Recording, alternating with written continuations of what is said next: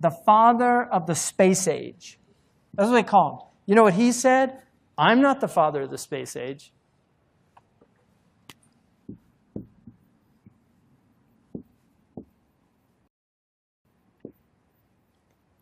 That's the real father of the space age.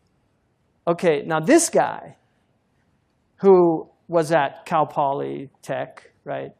This guy, Jack Parsons, was openly a devil worshiper.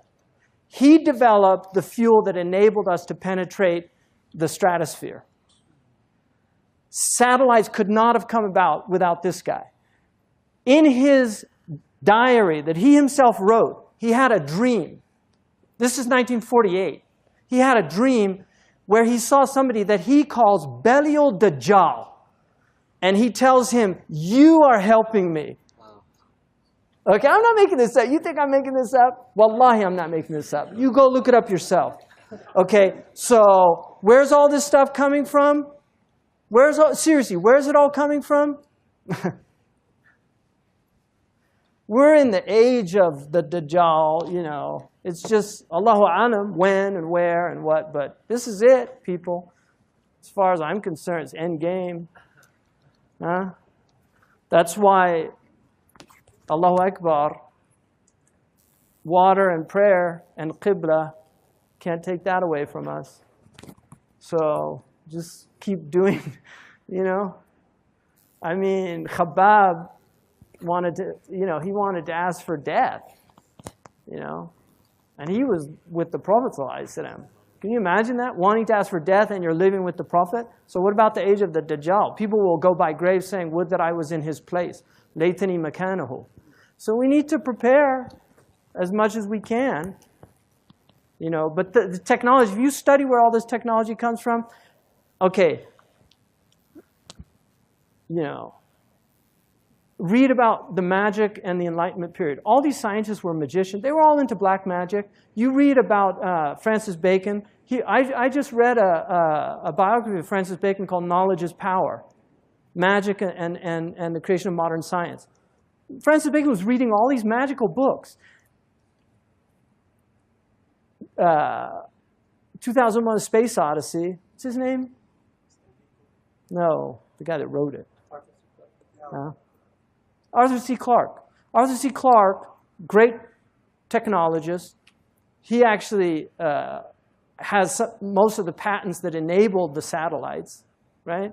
If you look at his interview with BBC in 1961, where he predicts the internet, he predicts the cell phones, he predicts texting. He said that by the year 2000, people are going to have handheld devices that enable them to talk to anybody anywhere, right?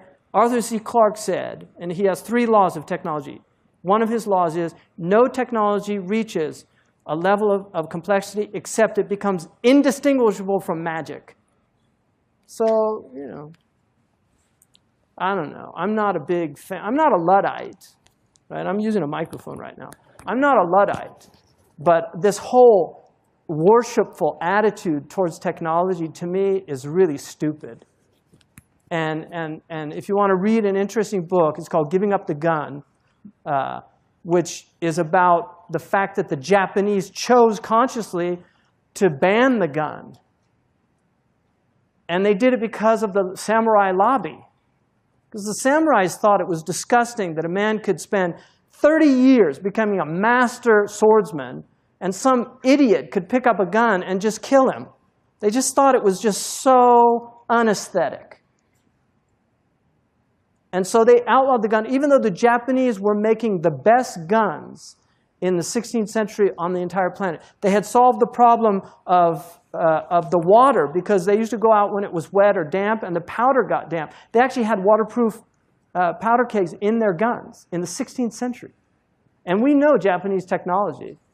I mean, it just took them a little while to get used to the cars, and now they're making better cars than any of the American cars.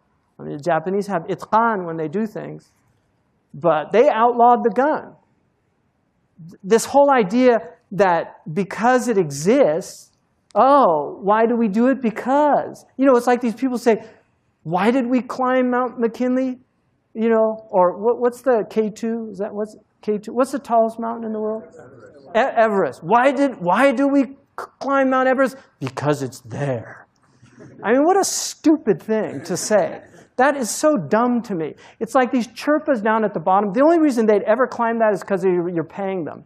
They've been at the bottom of that mountain for centuries. They never thought about climbing. It's like, I'm not going up there. You know, and what do they get up there? You know, they get up there and they can't breathe. First indication you're probably not supposed to be there.